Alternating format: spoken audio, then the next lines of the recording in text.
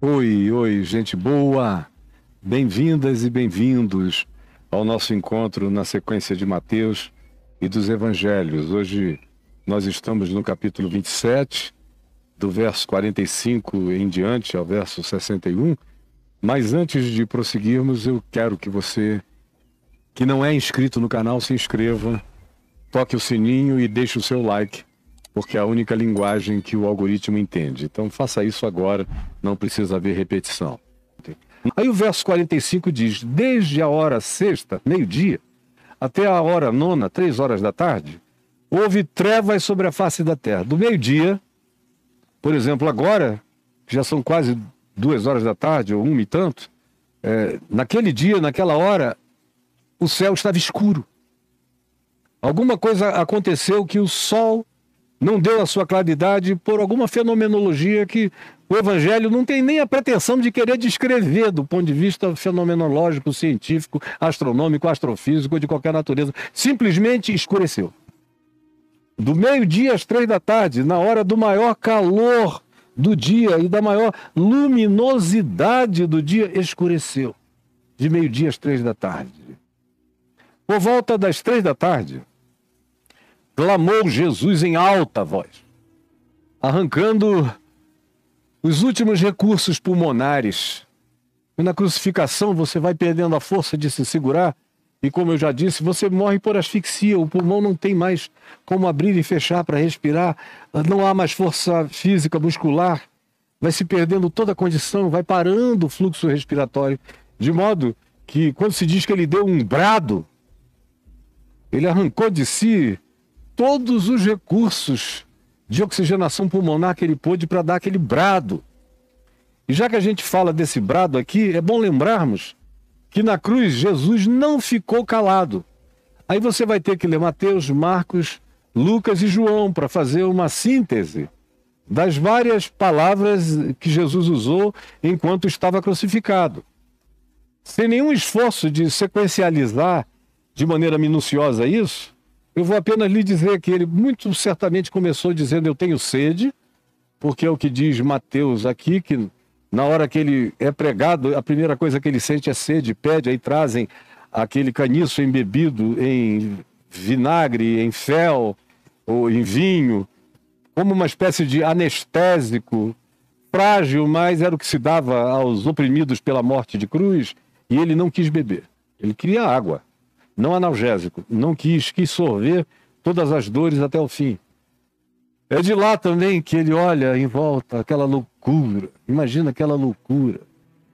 Deus em Cristo vendo aquela loucura diabólica. E os líderes religiosos gritando, felizes. Era um verdadeiro masturbatório doutrinário, acabamos. O pessoal fica com tesão religioso quando acham que eliminaram um herege. São todos tarados.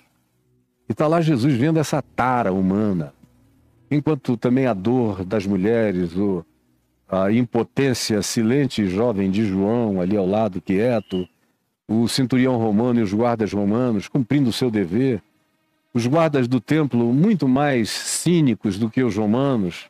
Enfim, aquele conjunto de pessoas, e os transeuntes, desse mesmo tipo que se reúne para ver linchamento, apedrejamento, que tosse, que grita, que celebra o espetáculo. É gente igualzinha a gente encontra por aí. Tem gente que não pode ver uma desgraça que chega para contemplar. São os grandes episódios da vida delas, é a miséria dos outros sendo assistida. Então Jesus olha e diz: Pai, perdoa-os. Eles não sabem o que fazem. Aí ele prossegue, e vem o diálogo com esses malfeitores, conforme vimos ontem, que é mais do que uma frase, é um diálogo, caracterizado pelo hoje mesmo estarás comigo no paraíso. Aí após isso o coração dele vai se tomando de angústia, angústia, angústia. As angústias do Getsêmani ficaram pequenas agora, pequenas, pequenas. Ele já tinha suado sangue, tinha pedido a Deus não para salvá-lo da cruz, mas dar a ele força para ser salvo, para viver a cruz até o final. Passa de mim esse cálice de morrer agora, ajuda-me a levar a minha missão até o fim. E Hebreus diz no capítulo 5, no que foi atendido. por causa da sua piedade. Deus meu, por que me desamparaste? Como diz o Salmo 22, numa angústia que, quando o Salmo 22 foi escrito, quase 1000 anos antes, ninguém podia entender o significado daquilo, de onde procedia algo, um grito daquela natureza, com aquela angústia que vibrava desde os interstícios mais profundos de qualquer que fosse a agonia possivelmente descrita, percebida ou mesmo só gritada, sem palavras e sem códigos. Eu estou em estado de inferno.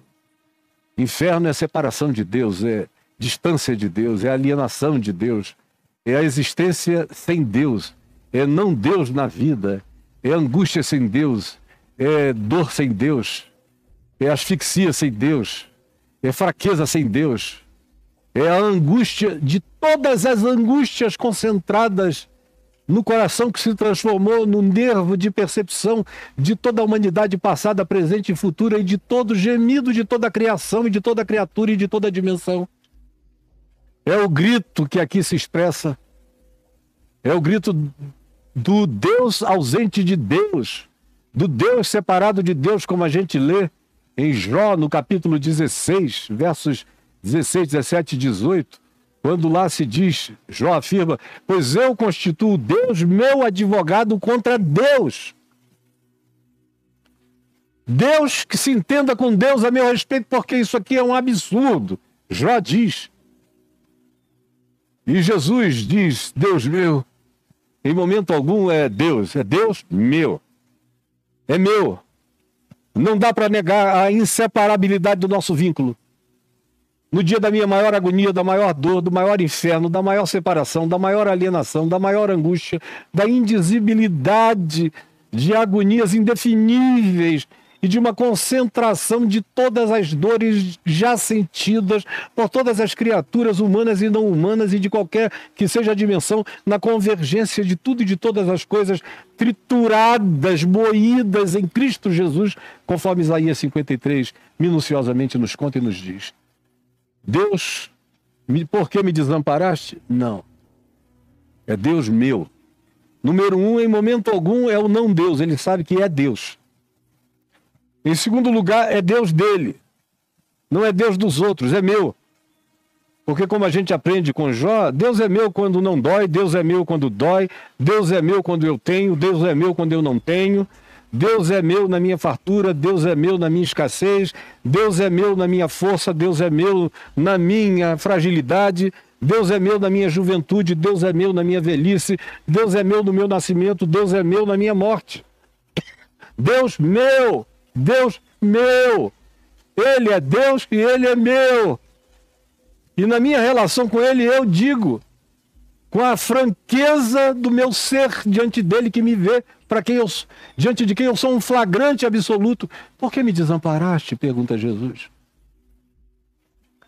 E é óbvio que ele não está esperando uma resposta. Ele tem a resposta. Essa é a questão retórica que ecoa desde antes da fundação do mundo, onde o Cordeiro de Deus foi imolado antes dos tempos eternos. É a declaração do desamparo de Deus quando ele é sentido como experiência da liberdade visceral de existir por conta própria, com todas as consequências da minha autodeterminação ou da minha impotência diante da potência perversa de quem contra mim incide, me fazendo mal, conforme acontece na existência o tempo todo, desde sempre, e continuará a acontecer. Essa é uma síntese do significado da dor humana. Deus meu, por que me desamparaste? E da separação, é a experiência do inferno, que é separação de Deus, que é não provar Deus, não saber Deus, não estar em Deus. É só Jesus que consegue ser Deus sem Deus, por todos aqueles que não querem Deus, nem sabem de Deus, ou quando sabem, muitas vezes não querem, e quando querem, muitas vezes não sabem como. Aí vem ele por tudo e por todos, toma o lugar de tudo e de todos, de todas as agonias, de todas as vontades suicidas, de todo o desejo de morrer, de toda a incapacidade de morrer quando a dor nos assola tanto e a morte não nos alivia, nos visitando para nos salvar da agonia do doer. Tudo que implica em dor, em sofrimento humano, em absurdo humano, está presente nessa cruz que diz: Deus meu, por que me desamparaste? E aí ele prossegue e olha ali de cima e vê a sua mãe, Maria, que tinha filhos, Tiago, José, Simeão, Judas, e meninas, filhas, meninas que não se sabe exatamente o número, mas não era uma família pequena, era uma família como uma família do Oriente Médio do primeiro século, bem extensiva. No mínimo 7, 8 ou 10 pessoas na família, mas não havia ninguém. Só Maria e as mulheres. Não tinha homem nenhum da família, nem dos apóstolos, nem Pedro, só o mais jovem de todos, João, o mais garoto, o mais meigo, embora fosse extremamente assertivo como um trovão quando era preciso, mas tinha a capacidade de pendular-se para botar a cabeça no peito de Jesus, ou tratar a quem quer que fosse com amenidades e amorosidades extraordinárias. É ele que está ali, ao lado de Maria. E Jesus olha para ela e diz: mulher, eis aí o teu filho.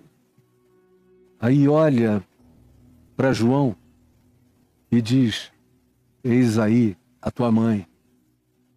E o texto do Evangelho de João diz que daquele dia em diante João a tomou para casa. E a tradição diz que ela viveu com João até partir, até morrer. E aí isso prossegue. Aquele espetáculo cruento acontecendo. E aí Jesus dá um brado em alta voz. Depois de já ter bradado: Deus meu, tem mais um brado. Quando ele grita: está pago, está consumado. Ou no texto grego do Evangelho de João, onde está dito: está consumado, está pago, está acabado, está cumprido. A lei foi toda cumprida. O escrito de dívida que havia foi rasgado inteiramente por mim na minha cruz. Os pecados estão perdoados. As dores estão processadas. As orfandades estão transcendendo a genética. Famílias podem ser maiores do que genes. O pior ser humano da Terra pode ter um lampejo de vida e herdar a eternidade sem que precise passar décadas e décadas e décadas de nenhuma punição em nenhum lugar. Hoje mesmo estarás comigo no paraíso. Eu tenho sede, mas não quero porre, quero água. Está aqui a minha mãe, todo mundo não está, mas quem está vira filho, e ela mãe para ele, e a vida prossegue. A genética não é a última palavra, é o amor que vincula, que faz famílias acontecerem. E agora esse brado, tetelestai. No texto grego, Jesus falou em aramaico. E ali o significado disso estava claro para todo mundo. Significava: está quitado. Não tem mais débito nenhum. Não tem mais nenhuma dívida. Não tem mais nada acumulado. Foi tudo liquidado, rasgado, resolvido, pago e chancelado. Conforme acontecia nas prisões do mundo greco-romano. Quando alguém era preso, se colocava à porta da cela a lista de todos os crimes pelos quais o indivíduo estava encarcerado. E quando ele cumpria o seu encarceramento, o oficial de justiça chancelava e botava transversalmente sobre as acusações o tetelestai, ou consumado está, ou já está pago, significando que por aqueles crimes ele nunca mais seria acusado. E no caso de Jesus, que é o Cordeiro de Deus que tira o pecado do mundo, o verbo é num presente contínuo: tirou, tira e tirará, está definido e decidido para sempre. Está consumado. Isso ecoa no inferno, nos céus, em todas as camadas dimensionais. E aí vem a última fala dele. Olhando para o alto, morrente, ele sussurra. Tinha que estar bem perto para ouvir: Pai, nas tuas mãos eu entrego o meu espírito. cumprindo outra vez uma profecia do Salmo 22. Nas tuas mãos eu entrego o meu espírito. É quando o centurião romano, vendo aquilo, e o que aconteceu, porque o que aconteceu de sinais sísmicos, sinais climáticos, sinais naturais e sinais sobrenaturais, foi uma coisa chocante que fez o centurião romano, deseducado de tudo, todavia, subitamente ter o véu da sua mente rasgado, e ele enxergou e viu, olhando para aquela cruz, e disse: verdadeiramente este era o Filho de Deus. Verdadeiramente este era o Filho de Deus. Tem uma poesiazinha cristã romana, que é muito mais uma poesia, uma interpolação cristã aos fatos, mas que tem uma belezinha infantil, que diz o seguinte, que na mesma ocasião em que Jesus, conforme o cálculo de cronologias e datações, no dia daquela sexta-feira de Páscoa em que ele estava morrendo, se diz que houve uma espécie de eclipse muito forte, visto em vários lugares, inclusive, obviamente, em Roma. E que lá em Roma um poeta teria dito: ou a natureza volta ao caos, ou o Senhor da criação padece. É bonito se tiver acontecido. Provavelmente não tem acontecido, mas entrou para a tradição com essa beleza porque é belo. Ou a natureza volta ao caos, ou o Senhor da criação padece. E o que estava acontecendo quando ele entrega o Espírito? Depois de ter dito: Deus meu, por que me desamparaste? Eli, Eli, lema sabachthani. Por que me desamparaste? Aí o verso 51 diz que, clamando Jesus outra vez em grande voz, entregou o Espírito. Foi quando ele disse: Pai, nas tuas mãos eu entrego o meu Espírito, depois de ter dito: está pago. E olha o que diz o verso 51. Eis que depois disso, às 3 da tarde, o véu do santuário em Jerusalém, que era um véu espesso, grosso, comprido, pé direito alto, grande, largo, era algo para ser cortado com faca afiada, espada muito boa, porque ninguém chegava ali e rasgava aquilo. Não era rasgável. E estava lá, separando o Santo dos Santos do Santo Lugar. E no Santo dos Santos, só quem entrava era o sumo sacerdote uma vez por ano, no dia do Yom Kippur. E está aqui Jesus, o Cordeiro Pascal, se entregando como oferta pelo pecado. E quando ele rende o Espírito, nas tuas mãos eu entrego o meu Espírito, aí acontece essa grita fenomenológica de todos os lados. E assim se diz: eis que o véu do santuário se rasgou em 2 partes, de alto a baixo, de Deus para o homem, de cima para baixo, dos céus para a terra. Essa é a dinâmica da relação de reconciliação. É Deus se reconciliando com os homens, não são os homens se reconciliando com Deus. É de Deus para nós. Ele me amou primeiro. Ele é aquele que tomou todas as iniciativas, porque Deus estava em Cristo reconciliando consigo o mundo. Porque Deus amou ao mundo de tal maneira que deu o seu Filho, para que todo aquele que dele crê não pereça, mas tenha vida eterna. Rasgou-se o véu do santuário de alto a baixo em 2 partes, dos céus para a terra, de Deus para os homens. Tremeu a terra. Terremoto. Imagina o choque. Você está em pé nisso aí, o sol escurecendo. Só quem viu o que aconteceu no templo é quem estava lá e ficou chocado de ver aquele véu sendo rasgado sem mãos. Exatamente como a mesma mão que escreveu Mene, Mene, Tekel e Perzim, lá em Babilônia, no reinado de Beltesazar, dizendo que aquele era o dia do juízo, que naquela mesma noite eles iriam experimentar a invasão dos medos e dos persas, iriam perder o poder. Apareceu aquela mão sozinha, gigantescamente sobrenatural, escrevendo no umbral do palácio que tinha sido de Nabucodonosor e agora era de Beltesazar. Mene, Mene, Tekel e Perzim, é essa mesma mão que rasga dos céus para a terra. É Deus se reconciliando com os homens, e a terra tremeu. E fenderam-se as rochas, rochas enormes, quebrando no meio, abrindo, plaf, plaf. Uma quantidade enorme de rochas abrindo. O tremor desestruturou todas as coisas que estavam ali há milênios, intocáveis. Abriram-se os sepulcros. Quando as pessoas andaram em volta, viram uma quantidade grande de sepulcros abertos. Ninguém entendendo nada do que está acontecendo, que loucura. Abriram-se os sepulcros.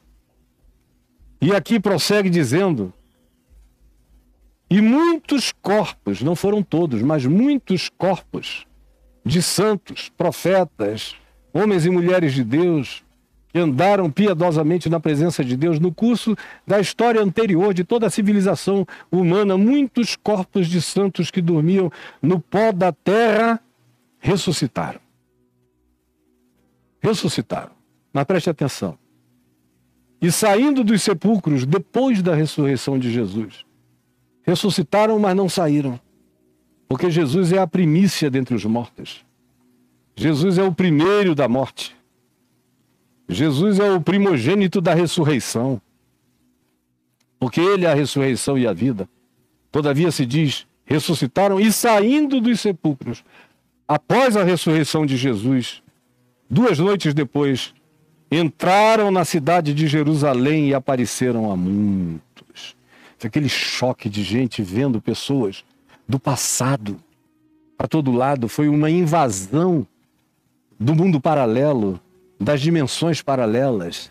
Um portal que se abriu na cruz e corpos de santos que dormiam no pó da terra ressuscitaram e, saindo dos sepulcros depois da ressurreição de Jesus, entraram na cidade de Jerusalém e apareceram a muitos. Uma loucura, um frenesi se estabeleceu. O que está acontecendo? E o verso 54 prossegue e diz: o centurião e os que com ele guardavam a Jesus pregado na cruz, vendo o terremoto e tudo que se passava, ficaram possuídos de grande temor e disseram: verdadeiramente este era o Filho de Deus. Estavam ali muitas mulheres. Muitas mulheres. As mulheres sempre salvam a vida na deserção dos homens. As mulheres sempre salvam a vida, salvam a família, salvam o que você chama de congregação ou igreja, salvam frequentemente casamentos, salvam seus próprios filhos, salvam a continuidade da vida, porque se o parimento de seres humanos viesse através do ventre masculino, a humanidade não tinha crescido, porque os homens não aguentam nem a dor da parturiência, do parir, da alegria de trazer ao mundo um outro ser humano. Os homens não. Mas as mulheres estavam ali, muitas mulheres, observando de longe, como em geral são colocadas, impedidas de se aproximarem. Impedidas de se aproximarem, todavia, elas não deixam o que sabem, o que veem, o que creem. Elas não abandonam seus amores, seus compromissos, seus vínculos, seus casamentos de mente, alma e coração. Em todos os vínculos possíveis de todas as suas saudáveis relações. Estavam ali as mulheres, muitas mulheres observando de longe. Eram as que vinham seguindo a Jesus desde a Galileia, longe, longe, longe, vinham, como diz Lucas 8, trazendo comida, bebida, alimento, conforto, lavando coisas, cuidando, pensando feridas, facilitando a vida. Desde a Galileia tinham vindo com ele. Entre essas muitas mulheres, se menciona Maria de Magdala, a Madalena, de quem Jesus tinha expelido 7 demônios e que se tornara uma das discípulas mais íntimas e amigas e visceralmente ligadas e comprometidas a Jesus, a ponto que nós vamos ver depois que ela é a primeira testemunha ocular da ressurreição, não é homem nenhum. É a Maria do farol, é a Maria de Magdala, é a Maria de Magadon. Magdol significa farol, de Tiberíades. Era a Maria do farol, que estava ali, junto com Maria, mãe de Tiago e de José, que podia ser a Maria, mãe de Jesus, ou podia ser outra Maria, mas também estava ali a mulher de Zebedeu, que era a mãe de Tiago e de João, a mesma que tinha pedido a Jesus para os dois filhos dela sentarem uma à direita e outra à esquerda de Jesus quando ele voltasse. Lembram disso? E outras muitas mulheres, de acordo com o texto ali, estavam.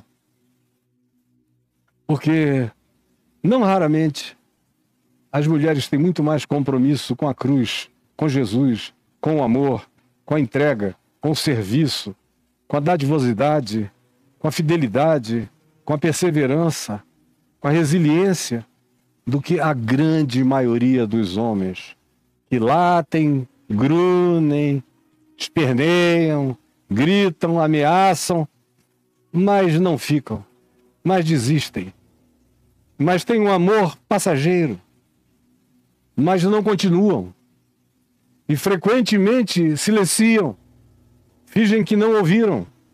Em todos os níveis da vida é assim.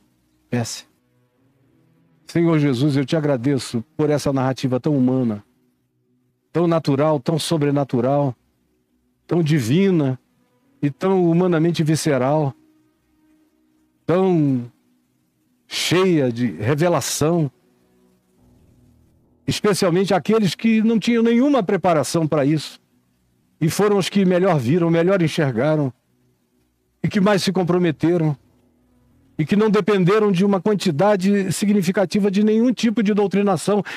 Pelos seus próprios olhos eles concluíram e não tiveram medo de crer naquilo que seus corações entendiam e não podiam negar. Por favor, eu quero pedir que a mesma graça de revelação, de iluminação, de luz redentora tome conta da mente e da alma de todos aqueles que estão me vendo e ouvindo e de todos aqueles que verão, ouvirão e crerão nesta palavra. É o que eu te imploro, em nome de Jesus. Amém, amém e amém.